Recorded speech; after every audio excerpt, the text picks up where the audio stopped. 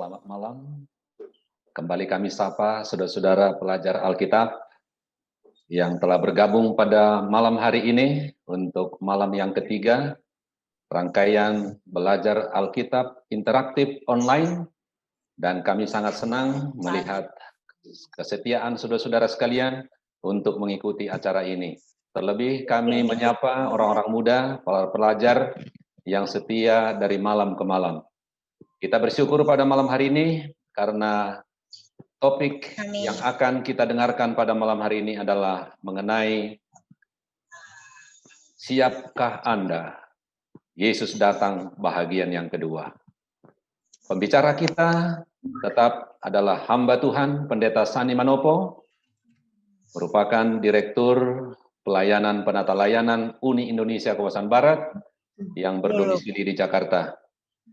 Kita perlu bersyukur kepada Tuhan karena tidak banyak orang beroleh kesempatan belajar Alkitab seperti yang kita lakukan pada saat ini. Berbahagialah saudara-saudara yang setia mengikuti acara dari malam ke malam. Kami juga beritahukan bahwa bagi sahabat tuli ada juru bahasa isyarat, boleh melihat di sana, dan apabila saudara ingin bertanya, dipersilahkan untuk menchat di ruang chat, dan besok malam pembicara akan menjawab pertanyaan-pertanyaan kita. Marilah kita awali acara belajar Alkitab pada malam hari ini yang didahului dengan doa. Mari kita berdoa. Bapa di sorga, terpujilah Tuhan kekal sampai selama-lamanya. Atas kasih kemurahan Tuhan kami boleh kembali bergabung, belajar Alkitab bersama, dan dalam keadaan sehat, itu semua karena berkat daripada Tuhan. Kami menyerahkan acara ini dari awal sampai pada akhirnya nanti, khususnya hamba Tuhan Pendeta Sani Manopo yang diutus Tuhan berbicara kepada kami melalui firman-Mu. Kuasai beliau dengan kuasa Roh Kudus. Begitu juga kami yang mendengar dan melihatnya dikuasai oleh Roh Kudus. Dengan demikian, pertemuan kami pada malam hari ini melalui media ini akan diberkati oleh Tuhan. Berkati sarana ini, berkati juga jaringan yang kami gunakan. Berkati juga Tuhan para pelajar-pelajar Alkitab ini semua di mana saja berada. Biarlah berkat Tuhan berlimpah bagi masing-masing kami. Kami serahkan semua ke dalam tangan kehendak Tuhan. Di dalam nama Yesus kami berdoa. Amin. Baik saudara-saudara, kita langsung dengarkan pembahasan firman Tuhan yang disampaikan oleh hamba Tuhan Pendeta Sani Manopo. Pada pendeta kami persilahkan. Terima kasih kepada Pendeta Ranap Situmeang yang telah membuka akan belajar Alkitab interaktif online Uni Indonesia Kawasan Barat. Apakah Anda pernah tahu? Mari kita berdoa. Terima kasih Tuhan untuk nafas hidup yang Tuhan berikan kepada kami. Terima kasih Tuhan untuk kasih-Mu selalu baru di dalam kehidupan kami, hari demi hari. Dan malam ini kami naikkan pujian syukur kepada-Mu Tuhan. Karena dengan pertolongan Tuhan, kami boleh bertemu kembali walaupun lewat virtual online.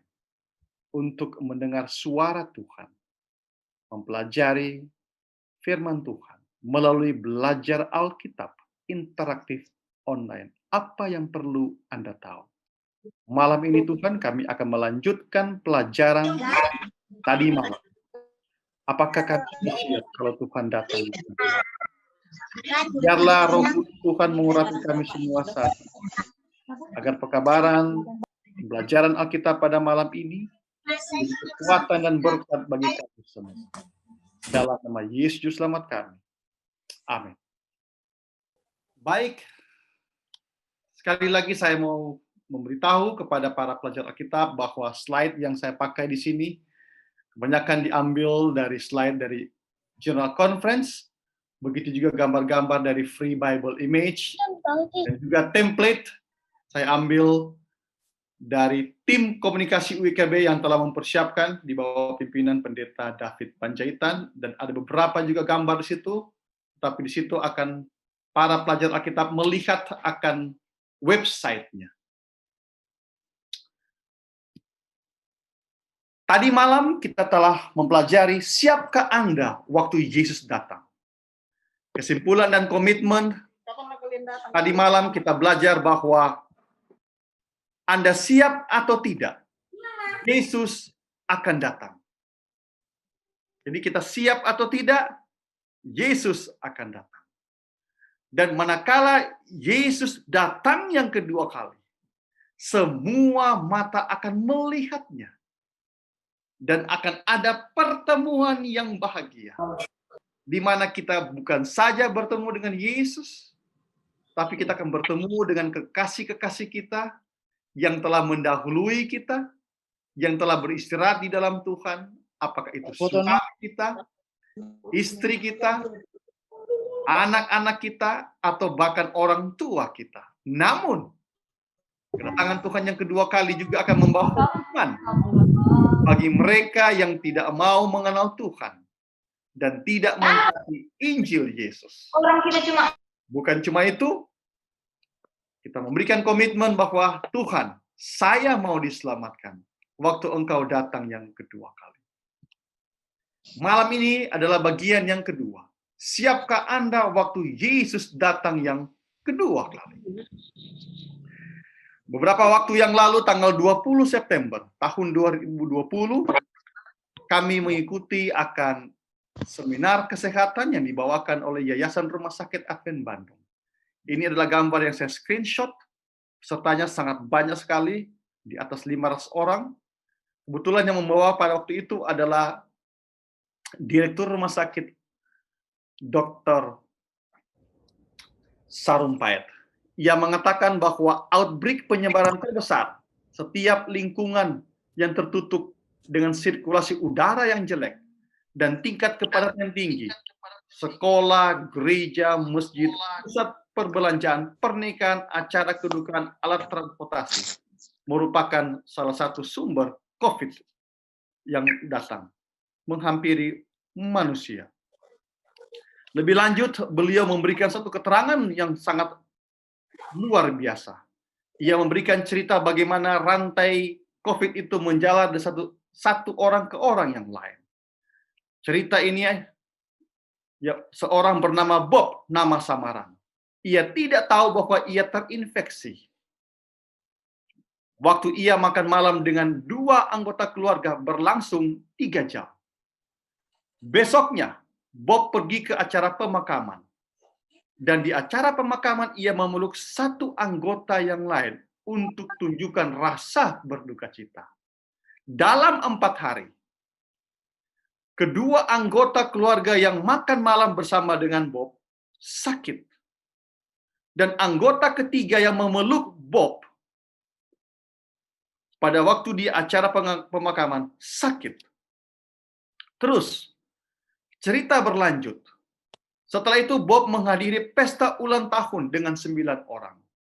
Di pesta itu berpelukan dan makan dalam kurang lebih 3 jam. Dan ternyata 7 dari 9 orang yang ikut pesta menjadi sakit. Dalam beberapa hari kemudian, Bob akhirnya sakit, dirawat di rumah sakit, dan harus dirawat dengan ventilator, dan kemudian meninggal. 3 orang dari pesta ulang tahun itu yang kena COVID, mereka pergi ke gereja, menyanyi, dan mengakibatkan ada yang sakit. Jadi Bob secara langsung bertanggung jawab menginfeksi 16 orang, dan 3 orang di antaranya meninggal. Ini peristiwa terjadi di Kanada. Di suatu pertandingan yang diikuti oleh 72 pemain. Kegiatan olahraga ini membuat kontestan dan rekan setim melakukan kontak erat dalam lingkungan, dalam ruangan yang dingin. Ada dalam di tempat itu. Hasilnya, dari 72 pemain yang bermain, ada 24 orang yang kena COVID. Malah yang ngirim. Bukan cuma itu. Ini ada latihan core yang terjadi di negara bagian Washington. Di tempat itu mereka tidak berjabat tangan, berpelukan, mereka masing-masing bawa alat musik sendiri, dan jaga jarak. Dan mereka akan memulangkan jika ada pemain musik atau penyanyi dengan gejala. Dan latihan kor itu, menyanyi kor itu di ruangan besar sebesar lapangan bola voli. Tanpa disadari, ada seseorang ternyata memiliki OTG atau orang tanpa gejala. Dia menginfeksi kebanyakan orang. Dan pada waktu latihan lagu dinyanyikan itu, dalam 4 hari, dari 60 anggota KOR, 45 terkena gejala infeksi COVID-19. 2 di antaranya meninggal, usia termuda 31, dan usia rata-rata yang kena adalah 67. Ini saya ambil dari screenshot yang ada di internet oleh Liputan 6. 10 cara sederhana mencegah virus corona COVID-19 wajib dilakukan. Antara lain cuci tangan, hindari sentuh wajah, memakai masker, menjaga jarak, tingkatkan imun tubuh. Makanya tidak ada kata maaf bagi mereka yang tidak berjaga-jaga, yang akhirnya terkena virus COVID-19. Virus COVID-19 ini membuat panik secara global di dunia. Seperti pencegahan virus COVID, Yesus juga memberikan tanda-tandanya sebelum ia datang yang kedua kali. Tadi malam kita telah belajar bahwa Yesus akan datang. Namun malam ini kita akan belajar apa sih tanda-tandanya. Sehingga saya harus berjaga-jaga supaya saya tidak ketinggalan.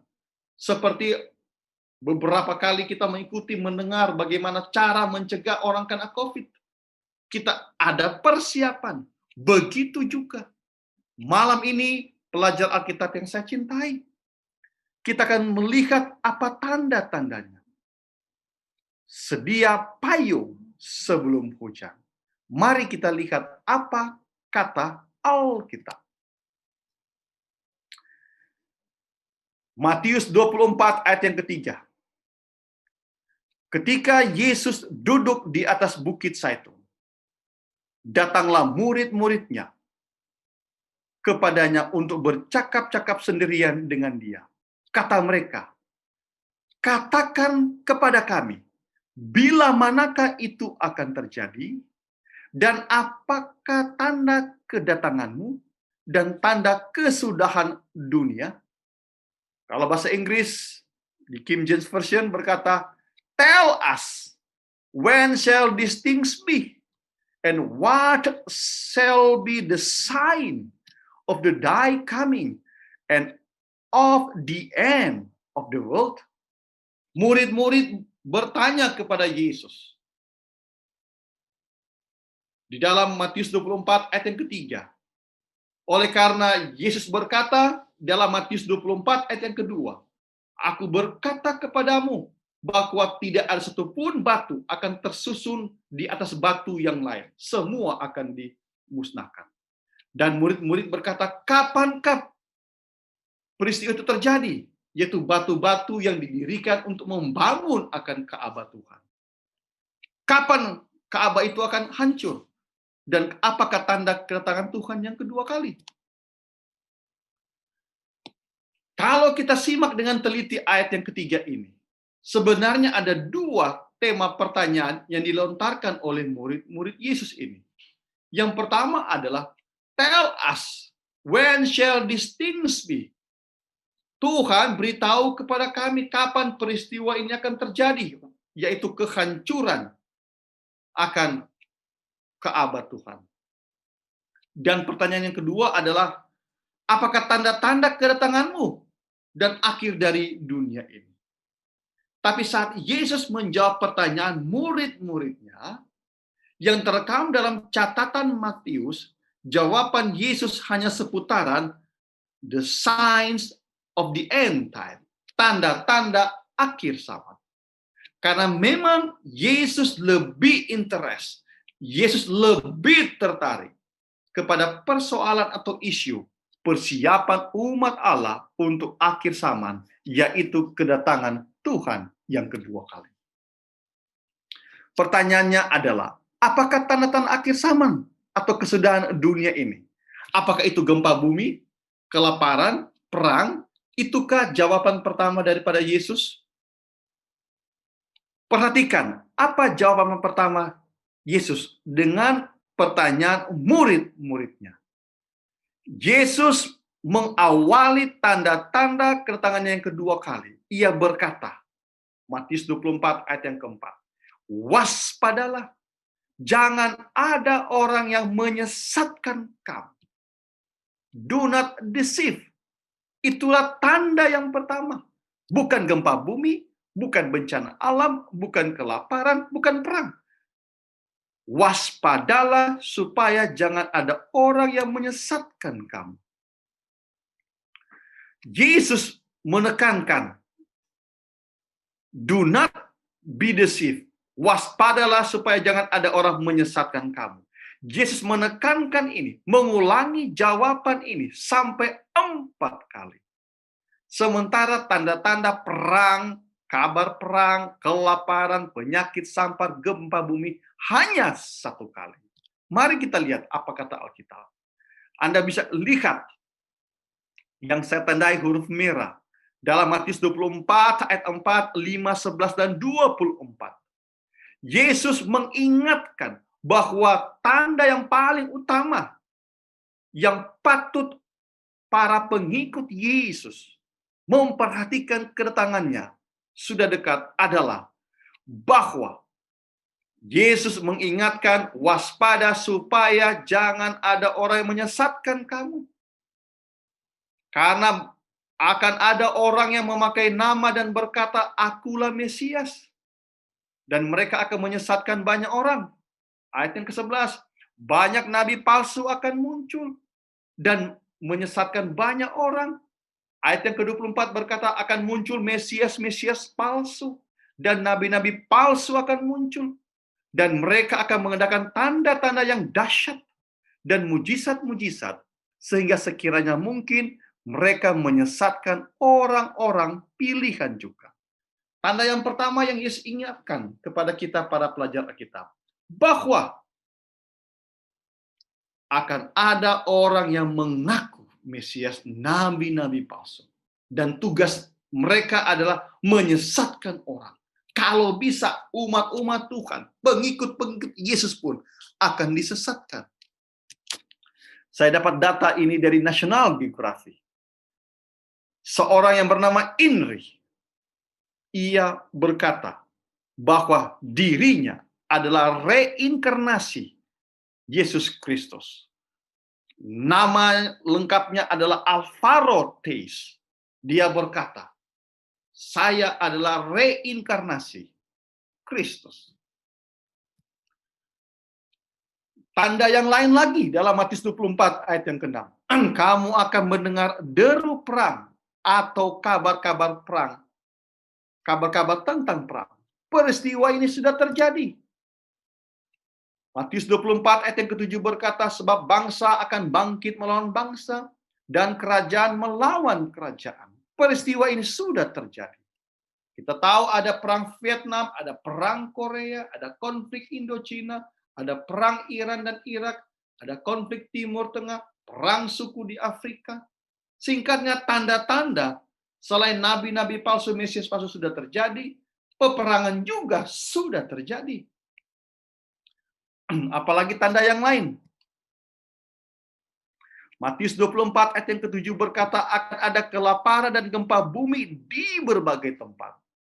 Data berkata, saya ambil juga dari National Geographic, bagaimana gempa bumi yang terjadi di Chili tanggal 22 Mei tahun 1964 yang meluluhlantakkan Chili. Ini adalah gempa bumi yang terberat tertinggi dengan 9,5 skala Richter. Gempa bumi yang mengakibatkan bagaimana 2 juta orang kehilangan rumah, 3.000 orang terluka, 1.655 orang meninggal. dan kerugiannya kurang lebih 8,4 miliar dolar akibat gempa bumi yang dampaknya menjangkau 500 sampai 1000 kilometer. Itulah gempa bumi. Bagaimana dengan kelaparan? Ini saya dapat data juga dari United Nations tanggal 17 Juli 2020 yang berkata bahwa ada kurang lebih 25 negara yang ada di dunia ini mengalami akan kelaparan. Tanda ini, peristiwa ini sudah terjadi. Kelaparan melanda bumi ini. Bukan cuma itu. Apalagi tanda yang lain. Matius 24 ayat yang ke-9 berkata, pada waktu itu kamu akan diserahkan supaya disiksa. Dan kamu akan dibunuh dan akan dibenci semua bangsa oleh karena namaku. Ada begitu banyak para reformator-reformator yang meninggal oleh karena iman mereka kepada Tuhan. Dan oleh karena kita ikut Yesus, banyak yang marah kepada kita. Saya dapat cerita ini dari buku Kemenangan Akhir yang ditulis oleh seorang hamba Tuhan bernama Ellen White, halaman 102, yang menceritakan bagaimana tokoh reformasi bernama John Huss, oleh karena ia tidak menyangkal imannya, ia akhirnya dibakar. Dan ketika api menyala di sekelilingnya, gantinya ia marah, gantinya ia mengeluh. Ia mulai menyanyi dan berkata, Yesus anak Daud, kasihinilah aku. Dan demikianlah seterusnya, ia menyanyi sampai suaranya terdiam untuk selamanya. Ada banyak cerita-cerita Anda boleh dapat cerita itu, baik di buku-buku rohani ataupun di Google. Bagaimana mereka yang mempertahankan iman mereka. Oleh karena ikut Yesus yang akhirnya dianiaya dan bahkan dibenci dan dibunuh. Matius 24 ayat ke-10, dan banyak orang akan murtad dan mereka akan saling menyerahkan dan saling membenci. Ayat yang ke-12 berkata, dan karena makin bertambahnya kedurhakaan, maka kasih kebanyakan orang akan menjadi dingin. Saya ambil ini dari screenshot dari Tempo, tanggal 8 September 2020. Kriminalitas meningkat selama masa pandemi ini. Penyalahgunaan narkoba, pencurian dengan pemberatan, penggelapan, pencurian sepeda motor, pemerkosaan, kasih sesama orang sudah bertambah dingin. Peristiwa ini sudah terjadi. Dan sekarang pun sementara terjadi.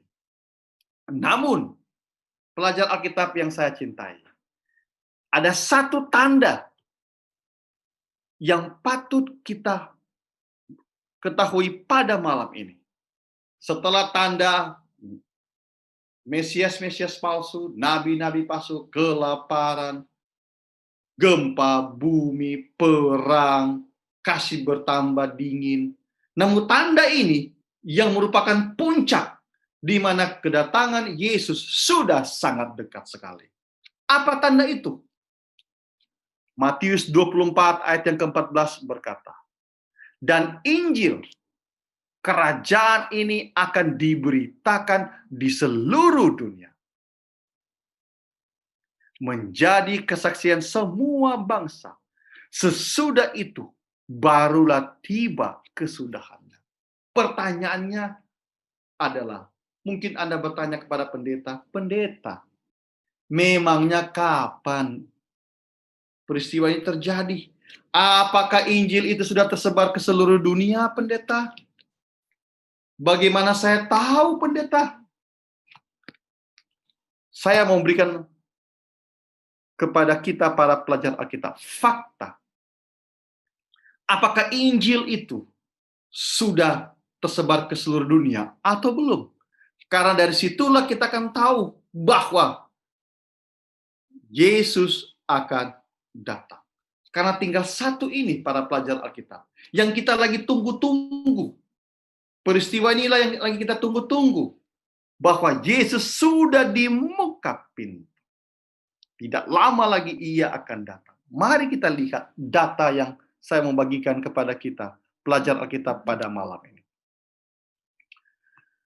Menurut fakta News in the Numbers, agama Kristen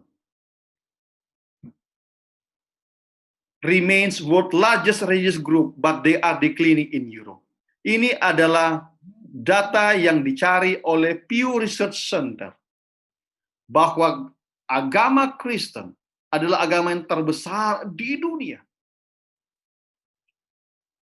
Kurang lebih 31% itu data. Baru yang kedua adalah agama Muslim, baru Hindu, dan lain-lain. Mari kita lihat.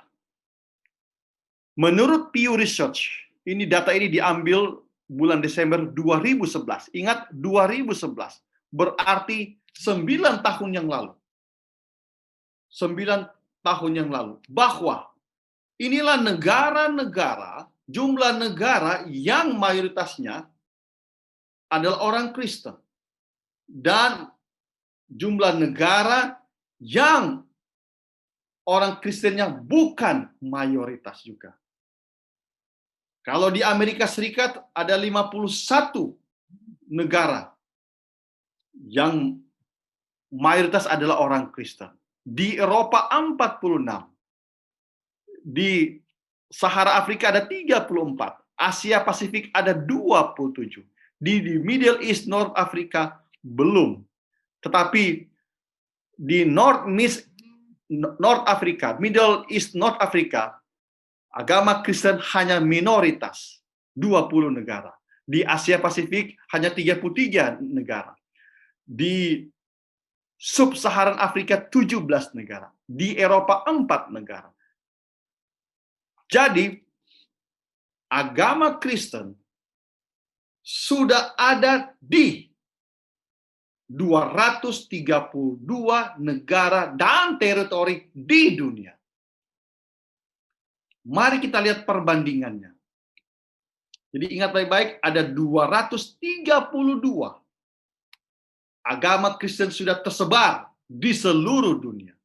Berapakah jumlah negara yang diakui oleh PBB? Ini saya ambil dari screenshot dari kompas.com. Jumlah negara di dunia. Jika negara koloni yang diakui PBB ikut disertakan dalam hitungan, maka jumlah negara di dunia adalah 241 negara. Saya balik lagi. Agama Kristen sudah masuk ke 232 negara dan teritori di dunia. Namun, negara koloni yang diakui PBB di seluruh dunia, maka jumlah negara di dunia ini ada 241. Artinya bahwa dari 241 itu, negara-negara tersebut yang ada di dunia sudah masuk 232 negara. Agama Kristen ada di negara itu. Berarti tinggal 9 negara. Saya belum tahu apakah Pew Research akan kembali mengadakan research-nya. Karena Pew Research memberikan research-nya itu bulan Desember 2011. Itu berarti 9 tahun yang lalu. Tidak mustahil 10 tahun kemudian, 2021, ia akan mengadakan research lagi. Tetapi dari 2011, sudah ada 232 negara. Tidak mustahil, para pelajar Alkitab. Tidak mustahil. Tahun 2021 nanti, mungkin tinggal 1 atau 2 negara yang belum dimasuki agama Kristen. Artinya bahwa tanda kedatangan Tuhan yang kedua kali yang paling terakhir, yaitu Injil tersebar ke seluruh dunia, sudah semakin dekat. Dan jikalau sudah semakin dekat, maka sedia payung sebelum hujan. Bahwa tidak lama lagi Tuhan akan datang yang kedua kali. Dan bagi mereka yang percaya kepada Tuhan, itu pelajaran tadi malam. Mereka yang mengenal Tuhan dan mentaati Injil Yesus, maka kedatangan Tuhan yang kedua kali, pelajar Alkitab, itu adalah sukacita. Namun bagi mereka yang tidak mau mengenal Allah, pelajaran tadi malam kita akan belajar, mereka akan mendapatkan penghukuman. Apa kesimpulan yang kita dapat pada malam ini, pelajar Alkitab? Anda siap atau tidak? Yesus akan datang. Siap atau tidak, Yesus akan datang. Dan tanda-tanda kedatangannya sudah sangat jelas. Yang ketiga adalah, turutlah firman Tuhan sebelum terlambat. Sedia payung sebelum hujan. Pelajar Alkitab yang saya cintai, tidakkah kita rindu mau bertemu dengan Tuhan muka dengan muka? Tidakkah kita rindu untuk melihat wajah Yesus? Wajah yang memancarkan cinta dan kasih sayang. Seseorang yang telah mati bagi kita. Seseorang yang telah menebus kita dari upah dosa yang adalah maut. Tidakkah kita rindu Ia datang yang kedua kali? Seperti tadi malam. Apakah para pelajar Alkitab yang hadir pada malam ini, sudahkah Anda berdoa, Tuhan, cepatlah datang yang kedua kali. Biarlah Injil ini kesebar ke seluruh dunia. Gunakan saya, Tuhan, sebagai saksimu. Agar melalui kehidupan saya banyak orang mengenal akan Yesus. Karena kami, Tuhan, sudah rindu untuk bertemu dengan Yesus muka dengan muka. Bukan cuma itu. Saya yakin juga, kita juga rindu kalau Tuhan datang yang kedua kali. Kita akan bertemu dengan kekasih-kekasih kita yang telah mendahului kita.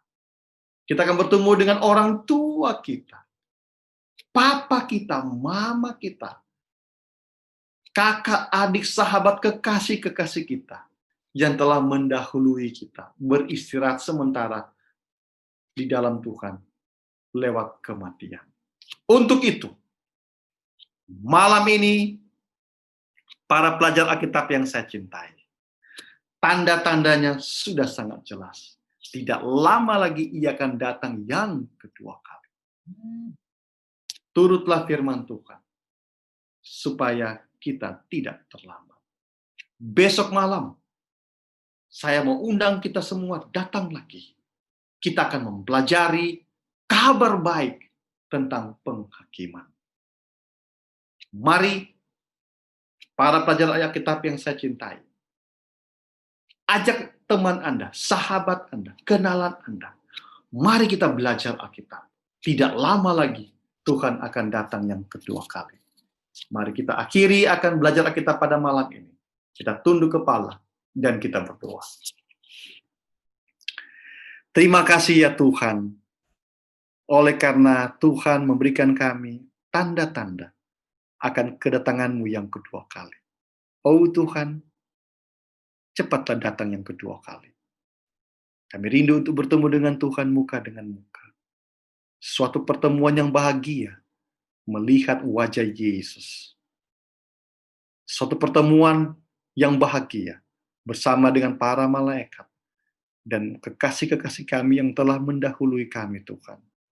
Tuhan, tolong kami, para pelajar Alkitab yang hadir pada malam ini. Kami masih manusia lemah, banyak kekurangan, banyak kelemahan. Berikan kami kemenangan, Tuhan. Berikan kami kekuatan manakala ada ujian dan cobaan menghampiri hidup kami. Dan biarlah kami tetap setia kepada Tuhan, sampai Tuhan datang yang kedua kali. Dan biarlah dengan pertolongan Tuhan, besok malam kami bertemu kembali untuk mempelajari pekabaran firman Tuhan. Belajar Alkitab interaktif online tentang kabar baik tentang penghakiman. Inilah doa dan permohonan kami, karena kami persembahkan doa ini dengan ucapan syukur dalam nama Yesus, Juru Selamat kami. Amin. Amin. Puji Tuhan, terima kasih kepada hamba Tuhan Pendeta Sani Manopo yang telah memaparkan pekabaran firman Tuhan yang begitu sangat berharga pada malam hari ini. Biarlah itu dapat menguatkan iman percaya kita menanti kedatangan Yesus yang kedua kali. Baik saudara-saudara, tetap kami undang untuk hadir besok malam di link yang sama, di waktu yang sama, dengan topik yang berbeda, yaitu kabar baik tentang penghakiman. Itulah topik kita besok malam. Hadirlah tepat waktu, bahkan sebelum jam 7 ada video rohani yang akan diputarkan. 15 menit sebelum acara dimulai boleh kita masuk. Demikianlah acara kita, akhir kata, semoga berkat dan kasih Tuhan menyertai kita semua. Sampai berjumpa besok malam. Tuhan memberkati.